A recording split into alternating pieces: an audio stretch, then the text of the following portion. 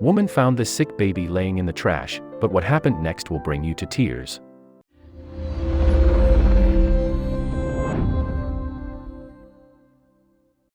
In early January 2010, a magnitude 7.0 earthquake literally shook the Caribbean country of Haiti, leaving thousands of people dead and another 1.6 million without homes. The devastating effect of this earthquake, the country's most severe in over 200 years, drew the attention and sympathy of people from all over the world. Many people even made their way to Haiti to help where they could.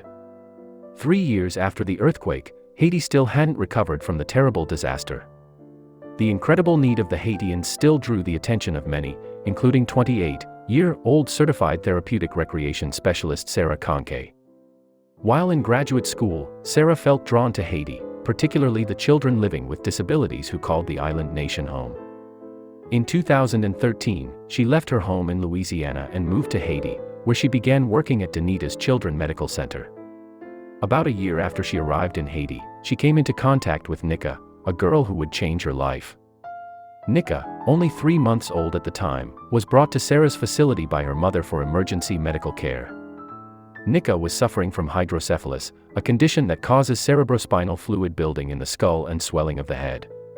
Sarah was particularly struck by Nika's mother's attitude towards her daughter. The young mother seemed more concerned with hiding her shameful baby from the world than getting her the medical care she urgently needed. After Nika's mother took her away, Sarah couldn't get the tiny child out of her mind. She began to search for Nika and eventually found her 8 months later. The photo above shows the conditions Nika was living in when Sarah found her. At that point, Sarah was able to convince Nika's mother to let her bring Nika to the orphanage where she volunteered, when not working at the medical center. Sadly, disabilities are still incredibly stigmatized in Haiti, and Nika's mother was only doing what she could to avoid being shunned and ridiculed by others. Like many other Haitians, she was living in a level of poverty that many people can't even begin to understand, and simply didn't have the means or ability to care for a daughter with a condition like Nika's. When Sarah took Nika in, she was 11 months old and weighed just 6 pounds, half of which was fluid buildup. She was incredibly malnourished and her organs were beginning to shut down. The prognosis didn't look good.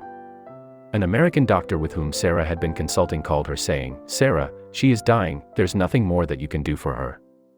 Pray for a miracle." And a miracle they got. Because of the severe neglect Nika had experienced, she was unable to drink from a bottle and could only drink a pinky-sized amount of milk every couple hours. However, Sarah kept feeding her the little she could stomach, Nika kept drinking it, and her organs slowly began to function again. Sarah fought tirelessly for Nika to be seen by the best doctors she could find. She was even able to get Nika a CT scan and a definitive diagnosis, hydranencephaly, a condition in which the brain's cerebral hemispheres are to varying degrees absent and replaced with cerebrospinal fluid. Even with the best care, 99% of children with this condition pass away before the age of 1. Sarah wasn't going to give up on Nika. After Nika was turned away by Haitian hospitals and clinics because of her complex situation and poor prognosis, Sarah finally found an American practitioner who would fly all the way to Haiti to fit Nika with a feeding tube so that she could at least receive adequate and critical nutrition. Nika kept defying all the odds and actually seemed to be thriving. So was the relationship between Sarah and Nika. She was even able to become Nika's legal guardian in February 2015. With this new legal status, Sarah was finally able to get a medical visa for Nika to come to the United States. The incredible duo flew into Florida on May 19, 2015 and had neurosurgery 8 days later, where a shunt was implanted to drain extra fluid and relieve swelling and pressure. Although the process was long and hard, the results of all Sarah's determination and Nika's will to live are phenomenal. Sarah was able to set up a huge supportive network for Nika that enables her to receive incredible medical care. Best of all the professionals involved in helping Nika have agreed to do it entirely pro bono. Over 2 years since meeting Sarah, Nika is practically a whole new baby. She's beaten the odds and has really earned Sarah's nickname for her, Little Warrior Nika. Here she is, trying out her new standard in physical therapy less than a week ago. Looking back, Sarah recently found something she'd written in September of 2014, a month after taking over Nika's care full-time. "Nika, you were invisible to those around you for so long. You were mistreated, overlooked, and abandoned by your earthly family, but you were never alone. Now, you are the center of my affection, heart, and prayers. Nika, my soul is tied to your soul forever and ever. You are safe here. You are loved.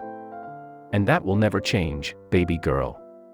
Over a year and a half later, Sarah says none of that has changed.